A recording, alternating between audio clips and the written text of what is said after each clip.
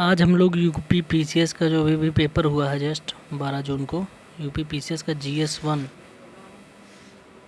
हम लोग सॉल्व करेंगे। 2022 का पेपर है। आज इसको निपटा देते हैं पूरा। ध्यान से देखिएगा, ध्यान से समझिएगा। जो ये जीएस का पेपर था, ये सेट हम लोग सेट ए कौन सा है, सेट ए है, उसको हम लोग लगा रहे हैं। ठीक, सेट ए हम लोग लगा रहे हैं। तो ध्यान दीजिए, पहले नंबर पे पूछा था कि अशोक का कौन सा शिलालेख धार्मिक संश्लेषण या समन्वयन के बारे में कहता है। किसके बारे में बात हो रही? अशोक के बारे में। तो सबसे पहले के बारे में देख लो क्या है। 12वां शिलालेख जो है वो धम्म की बात करता है। धम्म। जो सेकंड वाला है ये मनुष्य और पशु इन दोनों की चिकित्सा की बात करता है। 11वां जो है ये विचार पर बात करता है, धार्मिक विचारों पर बात करता है। 13वां क्या है? कलिंग युद्ध के बारे में इसमें जिक्र है। तो जब पूछते हैं धार्मिक संश्लेषण या समन्वयन की बात कहाँ आएगी, तो धम्म में आएगी। तो इसका ऑप्शन कौन सा हो जाएगा? पहला वाला हो जाएगा। तो अशोक का कौन सा शिलालेख धार्मिक संश्लेषण या समन्वयन की बात करता है, तो कौन सा हो जाएगा? नंबर 1। अगला है उत्तर प्रदेश के निम्नलिखित में से कौन सा वन्यजीव अभयारण्य 1975 में स्थापित किया गया था। अब जब ये बात आती है 1975 वाली, तो एक चीज़ में कन्फ्यूजन हो जाता है क्या, कि 1975 में तो यार कोई स्थापित ही नहीं किया गया अभयारण्य उत्तर प्रदेश में। तो अब क्या किया जाए? तो कुछ पॉइंट्स होते हैं, उसको समझना होता है। जो तुम्हारा देखो, कतरनिया जो घाट है ये है तुम्हारा 1976 में स्थापित हुआ। कब? 1976 में। किशनपुर 1972 में। चंबल 1979 में। और ये जो रायपुर है ये हुआ 1977 में। ये वन्यजीव विहार है, ये वन्यजीव अभयारण्य नहीं है। और ये कहाँ पे है? ये बिहार में है। इतनी बात है। कौन सा? रायपुर की बात कर रहा हूँ। तो कतरनिया 1976 में, चंबल 1979 और किशनपुर 1972 में। अब जब ऑप्शन लगाने वाली बात आएगी तो 1975 में कोई नहीं, लेकिन सबसे आसपास में कौन सा है? कतरनिया घाट है। तो यही ऑप्शन हो जाएगा। और यह हो सकता है कॉमन नंबर दे दें, डिपेंड करता है यूपी पीसीएस पे, यूपी पीएससी पे कि वो क्या करता है। अगला देखते हैं, तीसरा नंबर। मूल्यवान आईटी ब्रांड के संदर्भ में निम्नलिखित में से कौन से कथन सही हैं? एक्सचेंजर के बारे में दिया है कि वैश्विक स्तर पर 2022 में सर्वाधिक मूल्यवान आईटी ब्रांड है। टीसीएस वैश्विक आईटी सेवा ग्रांड में 2022 में नंबर 2 पायदान पर है। ये बातें जाननी है। तो इसका क्या है? देखो, मतलब इसमें जो बात है ये तो सब मूल्यवान की बात हुई। तो इसमें 4 बातें बता रहा हूँ, 4 जो नंबर 1, 2, 3, 4 पे हैं। तो सर्वाधिक मूल्यवान जो है ये कौन सी है?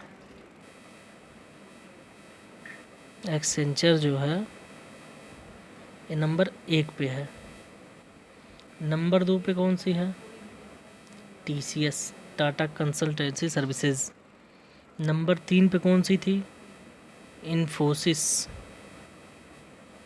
इन्फोसिस। और नंबर 4 पर कौन सी थी? तो IBM, ये चौथे स्थान पर थी। अब इसमें देखो, एक्सचेंजर वैसे 2000 में सर्वाधिक मूल्यवान ब्रांड है, बिल्कुल सही बात है। और टीसीएस वैश्विक आईटी सेवा ब्रांडों में 2022 में नंबर 2 पायदान पर थे। तो 2 पायदान पर कौन थी? टीसीएस थी। तो इस तरीके से जो इसका आंसर बनेगा वो कौन सा बनेगा? ए नंबर।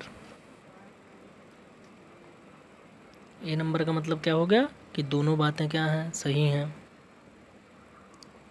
इतनी बात हो गई। आगे बढ़ते हैं। चौथे नंबर पे दिया है, हमारे द्वारा उपयोग किए जाने वाले ऊर्जा के अधिकांश स्रोत संग्रहित सौर ऊर्जा का प्रतिनिधित्व करते हैं। निम्नलिखित में से कौन सा अंततः सूर्य की ऊर्जा से व्युत्पन्न नहीं है? कौन सा सूर्य से उत्पन्न नहीं है? तो बायोमास तुम जान रहे हो कि सूर्य से उत्पन्न है, पवन ऊर्जा भी जान रहे हो सूर्य से उत्पन्न है। इसमें भी देखो कन्फ्यूजन वाली स्थिति ये है, इसमें ए और बी दोनों बातें हो सकती हैं, लेकिन ज़्यादा सटीक नाभिकीय ऊर्जा मार सकते हो, लगा सकते हो। बाकी डिपेंड करता है यूपीपीएससी के ऊपर कि वो क्या कॉमन नंबर देता है या नाभिकीय ऊर्जा को ही सही लेता है। फिलहाल नाभिकीय ऊर्जा भी हो सकती है, भूतापीय ऊर्जा, ये दोनों सूर्य से व्युत्पन्न नहीं है, सूर्य की ऊर्जा से व्युत्पन्न नहीं है। भूतापीय ऊर्जा ये नाभिकीय क्रियाओं से उत्पन्न होती है पृथ्वी के अंदर, भूतापीय ऊर्जा। और नाभिकीय ऊर्जा न्यूक्लियर फिशन से होता है। तो ये दोनों चीज़ें सूर्य के कारण नहीं हो रही हैं। इतनी बातें, तो इसका ऑप्शन क्या हो गया? नाभिकीय ऊर्जा। पांचवा कह रहा, भारत सरकार द्वारा पर्यावरण के संरक्षण या संरक्षण अधिनियम कब पारित किया गया था?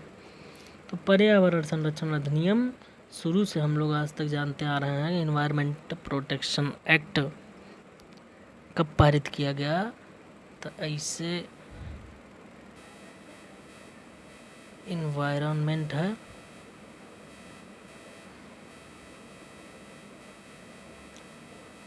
तो इसी को इसे कर लो क्या, 6, तो क्या है 86, 1986, 1986 में पर्यावरण संरक्षण अधिनियम पारित हुआ। ऐसे लिख लो, इसको क्या कर लो 8 बना लो, ई को 8 बना लो, और इसको क्या कर लो ऐसे ऊपर की तरफ बढ़ा दो, क्या हो गया 86। तो इस तरीके से इसको याद रख सकते हो कि 1986 में क्या है, भारत सरकार द्वारा पर्यावरण का संरक्षण अधिनियम पारित हुआ। ये हो गया पांचवा क्वेश्चन। आते हैं छठे नंबर पे। ये जिस भाई ने पेपर प्रोवाइड किया उसका बहुत बहुत धन्यवाद। आगे देखते हैं छठे नंबर पे। अप्रैल 2022 में कोपनहेगन में पुरुषों की 200 मीटर बटरफ्लाई तैराकी स्पर्धा में भारत के किस खिलाड़ी ने स्वर्ण पदक जीता? तो इसमें कौन सही बात है? सजन प्रकाश एकदम सही है, 2022 में तैराकी में। चलो, और ये जो संदीप सेजवाल दिया ये भी 2018 में तैराकी में जीते थे, तो ये पुरानी बात है। लेकिन पूछा क्या है 2022 में, तो 2022 में कौन है? सजन प्रकाश। तो ये आपका ए नंबर राइट हो जाएगा। आते हैं अगले नंबर पे, 7वें नंबर पे। उत्तर प्रदेश के बजट से संबंधित क्वेश्चन है।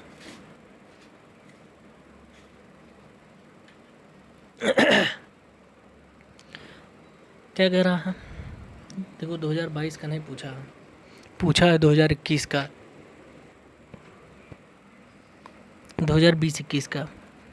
कौन सा कथन सत्य है? बजट का आकार दे दिया है कि इतना करोड़ था, और बजट में इतने करोड़ की कतिपय नई योजनाएं भी सम्मिलित की गई। तो ये दोनों बातें सत्य हैं। इसको जब आप यूपी स्पेशल या यूपी बजट पढ़ेंगे तो उसमें आप देखेंगे कि दोनों बातें सत्य हैं।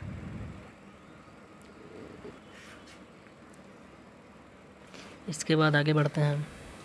कहा निम्नलिखित में से कौन सा एक सही सुमेलित है? सही की बात कर रहा।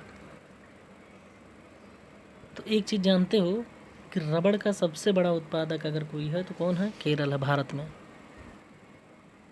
तो सीधी सी बात है, केरल क्या हो जाएगा? सही आंसर हो जाएगा इसका। फिर डाईक्लोरो डाईफिनाइल ट्राईक्लोरो इथेन की बात आती है भैया। तो ये तुम जानते हो नॉन बायोडिग्रेडेबल है, ये हमेशा के लिए याद कर लो। ये अपघटित नहीं होता है, एक बार जहाँ पे पड़ गया वहाँ पड़ा रहेगा लंबे समय तक, क्योंकि सूक्ष्म जीव माइक्रो ऑर्गेनिज्म जो हैं इसको अपघटित नहीं कर पाते हैं।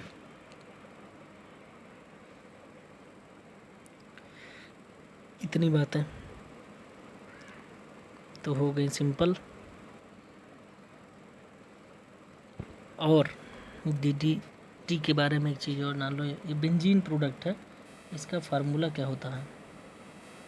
C14H9 और Cl5, ये इसका फार्मूला है DDT का। और ये क्या है? सिंथेटिक इंसेक्टिसाइड है। क्या कर रहा है? जानवरों को, कीड़ों को मार दे रहा है। पहले खेतों में इसका छिड़काव होता था, लेकिन जब पानी की जब सिंचाई की या कुछ किया तो ये सब बहकर कहाँ जाएगा? नदियों में जाएगा, तालाब में जाएगा, नहर में जाएगा। और वहाँ पे जो जीव हैं, जो जलीय जीव हैं, उनको क्या कर देता था? डिस्टर्ब कर देता था, जलीय जीव मरने लगते थे। पहला रीज़न ये था। और ह्यूमन पर इसका क्या साइड इफ़ेक्ट था? ह्यूमन जो है कैंसर काज करता है ये ह्यूमन में। पंजाब में बहुत बड़ा केस हुआ था इस पे।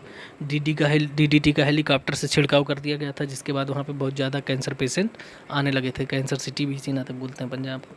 पंजाब में बहुत ज़्यादा कैंसर पेशेंट मिलते हैं इसी डीडीटी की वजह से। इसका एडवांटेज ये था कि ये जहाँ छिड़काव कर दो इंसेक्टिसाइड सब मर जाते थे। तो मलेरिया वलेरिया जैसी जो बीमारियाँ होती थी वो क्या होती थी, उस पर रोकथाम लगी रहती थी, कंट्रोल लगा रहता था। लेकिन उसका हानिकारक परिणाम ज़्यादा थे, इसलिए इसको बैन कर दिया गया डीडीटी को। इतनी बातें हो गई साफ साफ। तो ये क्या है? इसकी बात हम लोगों ने क्या की थी कि ये क्या है? नॉन बायोडिग्रेडेबल पॉल्यूटेंट है, अजैव अपघटनीय प्रदूषक। तो इसका ऑप्शन क्या हो जाएगा? पहला नंबर। आगे देखते हैं हम। डी के कार्बे। ये देखो, ये आसान क्वेश्चन है, इसको थोड़ा सा दिमाग लगाओ तो ये हो जाता। बहुत कठिन क्वेश्चन नहीं है। क्यों कठिन नहीं है? क्योंकि देखो, डी के कार्बे साहब जो थे, डी के कार्बे साहब, इन्होंने विधवा स्त्री से स्वयं विवाह किया था। तो सीधे याद कर लो कि इनका कहाँ होगा? सचिव वीडो रीमैरिज एसोसिएशन से रिलेटेड ये हैं। तो ये पहला हो गया। ईश्वर चंद्र विद्यासागर को जान ही रहे हो, संस्कृत कॉलेज के क्या थे? प्राचार्य थे। तो इसमें कोई डाउट ही नहीं होना चाहिए। दो ठू जान गए तो बाकी मिला लोगे ही। बीएम मालावारी, ये जो है बाल विवाह विरुद्ध संघर्ष प्रारंभ किए थे। और जय विथुन, ये देखो यूपीएससी में भी आ चुका है, यूपीपीएससी में ये रिपीटेड पॉइंट है। ये क्या थे? कलकत्ता में कन्या विद्यालय की स्थापना के लिए थे। तो ये ऐसे मिला लोगे तो पता चल जाएगा कि पहले का दूसरा, दूसरे का पहला, तीसरे का चौथा, चौथे का तीसरा। तो पहला ऑप्शन ही क्या हो गया? सही हो गया। इसके बाद आते हैं अगले नंबर पे। भारत में किस धार्मिक समूह का सर्वाधिक भाग नगरीय था? चलो भैया, नगरीय एक बात आ गई। नगरीय एक बात आ गई। अब नगरीय एक बात समझना है तो एक चीज़ पहले, सबसे पहले जान लो कि नगरीय वाली बात जब आई तो जैन और ईसाई में कंफ्यूज हो गए। किस में कंफ्यूज हो गए? जैन और ईसाई में। लेकिन कंफ्यूजन वाली कोई बात है नहीं। जो जैन धर्म है वो लोग मानते हैं, कृषि को अच्छा नहीं मानते। वो कहते हैं कृषि जब करेंगे तो मिट्टी की खुदाई करनी पड़ेगी, और खुदाई करेंगे तो मिट्टी में जो कीड़े मकोड़े होंगे वो क्या हो जाएंगे? मरेंगे। तो इसलिए खेती करना नहीं चाहते। जब खेती करना नहीं चाहते तो ज़्यादातर कहाँ पे बसेंगे? नगरों में रहेंगे। सीधी सी बात है। तो जब नगरों में रहेंगे तो सबसे ज़्यादा जैन समुदाय की ही जनसंख्या जो है क्या है? सर्वाधिक भाग नगरीय है।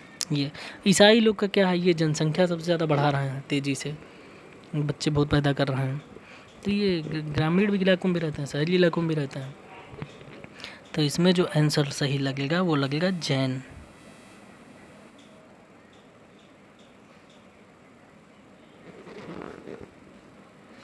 और पूरे देश में अगर जनसंख्या की बात करें तो 0.4% लगभग पूरी जनसंख्या का इंडिया में 0.4% ही जैन है। बहुत कम है, लेकिन जितने हैं उसमें ज़्यादातर नगरीय हैं। ये हो गई बात। अगला आते हैं 12वें नंबर पे। 12वें नंबर पे देखो,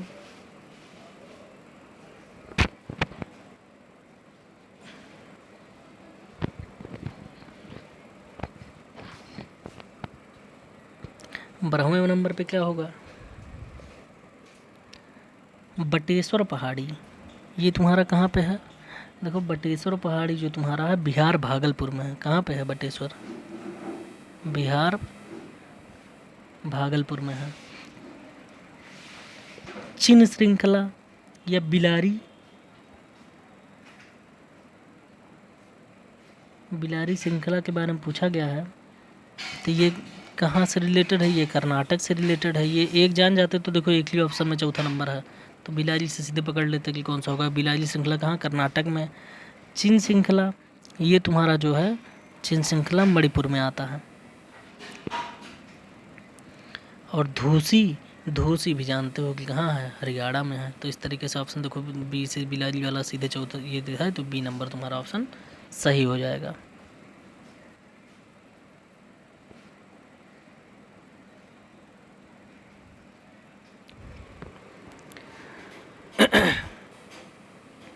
इतनी बातें हो गई, तो बी नंबर नहीं होगा, इसमें डी नंबर होगा। ज़रा देखो ध्यान से पहले क्या कह रहा हूँ। ए का मैंने क्या बताया? बटेश्वर पहाड़ी कहाँ बताया? बिहार में। तो ए का थर्ड हो गया, तो थर्ड देखो 2 में है, ए में भी है, डी में भी है। फिर बिलारी मैंने बताया कर्नाटक में, तो देखो 4 कहाँ पे है? केवल इस ऑप्शन में है, तो डी वाला ऑप्शन क्या हो जाएगा? सही हो जाएगा। फिर आते हैं 13 नंबर पे। 13 नंबर पे क्या पूछा है कि यूएनडीपी संयुक्त राष्ट्र का विकास कार्यक्रम ने निर्धनता को निम्नलिखित श्रेणियों की पहचान की, कौन सा एक सही है? बहुत से लोग देखो, संयुक्त राष्ट्र विकास कार्यक्रम या यूएनडीपी जो है, ये दो श्रेणियों में पहचान बताता है।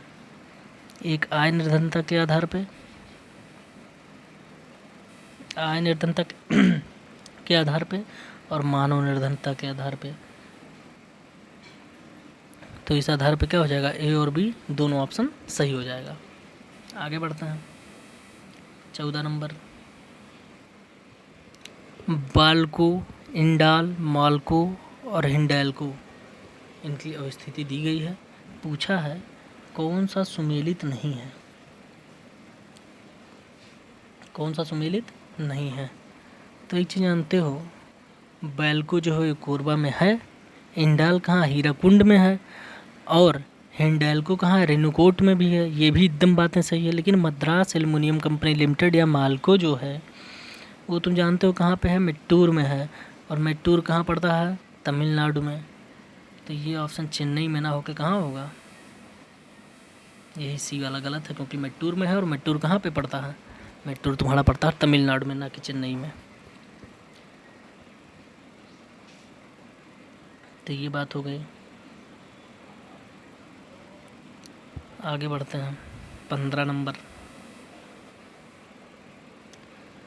क्या कह रहा है? यूनाइटेड किंगडम की पार्टी गेट स्कैंडल क्या है?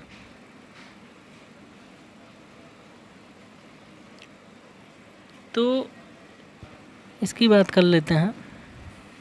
कंजर्वेटिव पार्टी का भी इन्वॉल्वमेंट था इसमें, लेकिन मेन रीज़न जो था इसका वो क्या था? ब्रिटिश प्रधानमंत्री कालकार द्वारा कोविड-19 मानदंडों के उल्लंघन से संबंधित है। ये बात एकदम सत्य है इसकी। और इसी को पार्टी गेट घोटाला स्कैंडल, पार्टी गेट स्कैंडल दिया। ये यूनाइटेड किंगडम का पार्टी गेट स्कैंडल क्या है? यही है, ब्रिटिश प्रधानमंत्री कार्यालय द्वारा कोविड-19 मानदंडों के उल्लंघन से संबंधित है। ये भी बातें साफ हो गई। और ब्रिटिश प्रधानमंत्री कौन थे उस टाइम पे? तो बोरिस जॉनसन। कौन? Boris Johnson. ये तुम्हारे कौन थे? प्रधानमंत्री थे। आगे बढ़ते हैं। 16 नंबर क्या पूछा है?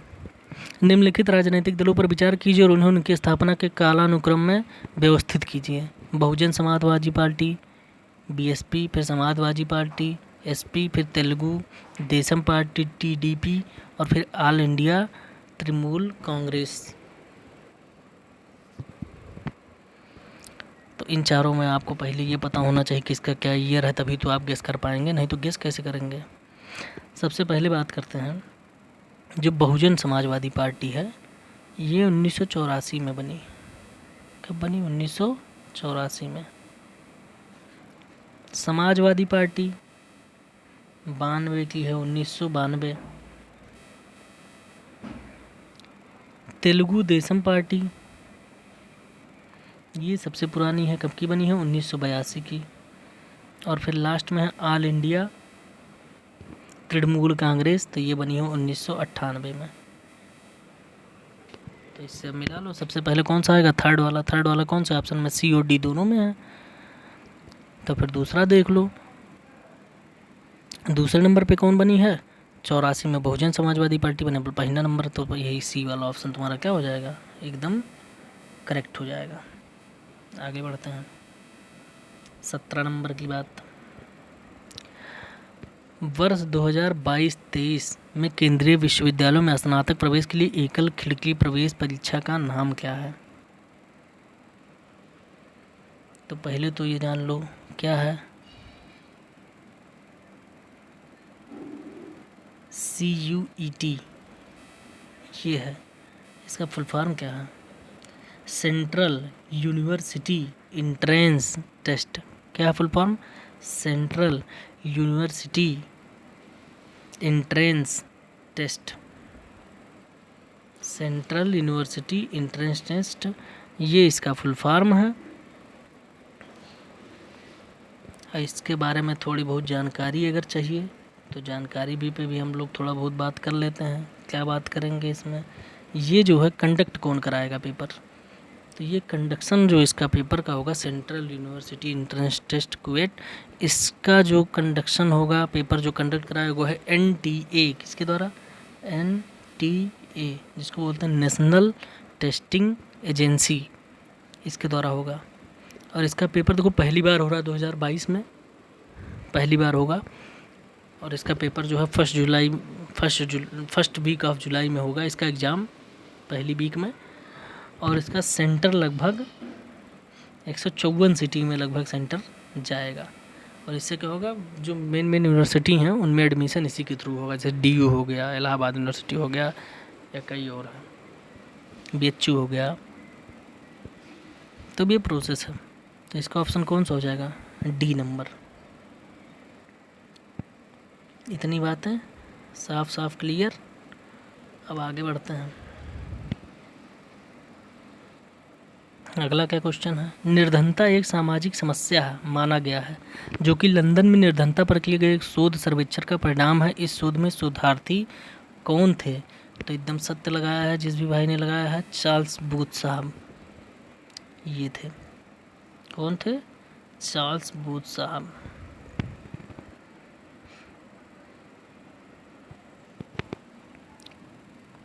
इन्होंने एक पुस्तक भी लिखी थी जिसका नाम है life and labour of the people in London. ये लंदन में हुआ था शोध, देखो पहले लिख दिया लंदन में निर्धनता पर किए गए शोध।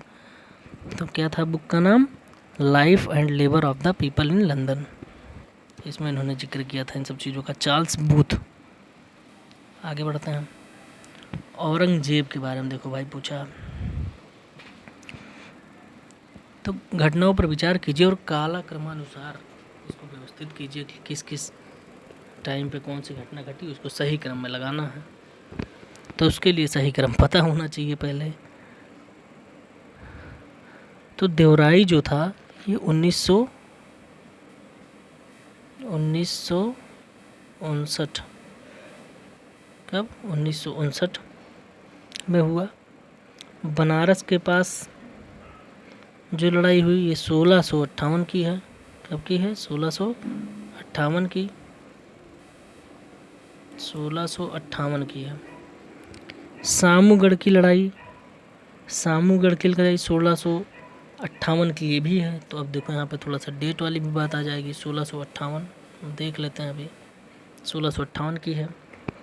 और धर्मत में विजय, तो ये भी क्या है 1658। देखो ये क्वेश्चन जो है छोड़ने वाला था, अगर आपको सही से डाटा ना याद हो तो ये क्वेश्चन छोड़ देना चाहिए था। तो देवराई की लड़ाई 1959 सबसे पुराना ही है। तो फर्स्ट वाला देखो किस में लास्ट है, तो C और D आ गया। अब इसमें से कोई और एक क्लियर होता तो काम हो जाता। तो इससे एक चीज़ और गेस करते हो, C और D पहला लास्ट वाला एकदम मैच कर रहा है कि एक नंबर देवराई की लड़ाई जो है सबसे लास्ट में हुई। और फिर इस ऑप्शन से गेस करते हो चौथा नंबर देखो दोनों में मैच कर रहा है सेकंड पे। तो एक चीज़ और जान गए, दूसरे नंबर पे कौन सी होगी, बनारस के पास वाली लड़ाई हुई होगी, सूजा की पराजय 1658 में। तो बनारस ये फरवरी में हुआ था, ये घटना फरवरी की है। ये भी हो गया। अब इन दोनों में सामूगढ़ और धर्मत सामूगढ़ और धर्मत। तो सामूगढ़ जो हुआ था ये 29 मई को और धर्मत जो हुआ था वो 15 अप्रैल को। तो 15 अप्रैल वाला पहले आएगा धर्मत वाला। धर्मत क्या है? चौथा नंबर तो पहले ही जान गए। तो इससे ऑप्शन क्या निकल के आया? सी। सबसे पहले कौन सा? बनारस के पास ये फरवरी में हुआ। फिर धर्मत में विजय हुई चौथे नंबर वाला। कब? फरवरी में हुआ बनारस वाला, धर्मत वाला तुम्हारा अप्रैल में, और सामूगढ़ वाला हुआ मई में, और दोराई वाला हुआ मार्च 1959 में। तो ये ऑप्शन तुमको पता चलेगा 19वें का सी होगा। आगे आते हैं के अबुल लामजाओ राष्ट्रीय उद्यान जो है किस झील में स्थित है? तो इसमें कुछ था ही नहीं, लोकतक देखते ही लगा देते, लोकतक में है, मणिपुर में स्थित है ये। तैरता हुआ पहले ही बताया गया है, राष्ट्रीय उद्यान है यहाँ पर। इस जो लामजाओ राष्ट्रीय उद्यान है इसको बोलते हैं तैरता हुआ राष्ट्रीय उद्यान। क्यों? क्योंकि ये झील में स्थित है, लोकतक। इतनी बातें हो गई। आगे बढ़ते हैं 21वें नंबर पे।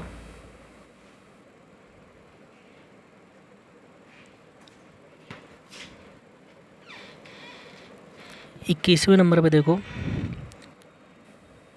प्रशांत महासागर वाला सबको पता रहता है कि मेरियाना गर्त है, इसमें कोई डाउट नहीं। तो पहले का तीसरा ए और बी दोनों में आ रहा है,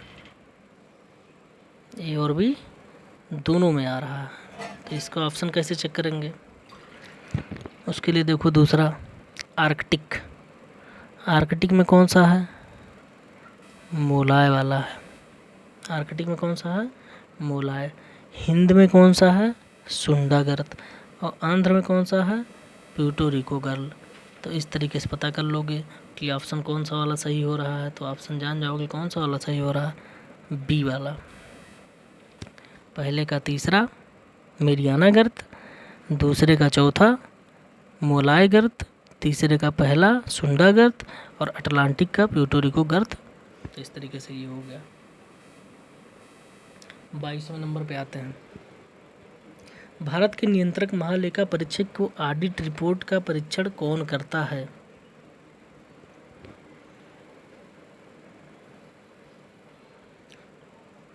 तो इसमें कुछ था ही नहीं, इसको जानते हो, लोक लेखा समिति। सी नंबर, लोक लेखा समिति यह काम करती है। इस समिति में कुल 22 सदस्य होते हैं, 15 सदस्य लोकसभा से और 7 सदस्य राज्यसभा से। 22 सदस्य होते हैं, 15 लोकसभा से और 7 राज्यसभा से। तो इसका कौन सा ऑप्शन हो गया? लोक लेखा समिति। 23 नंबर पे आते हैं। जनवरी 2022 के वैश्विक व्यावसायिक शहर सूचकांक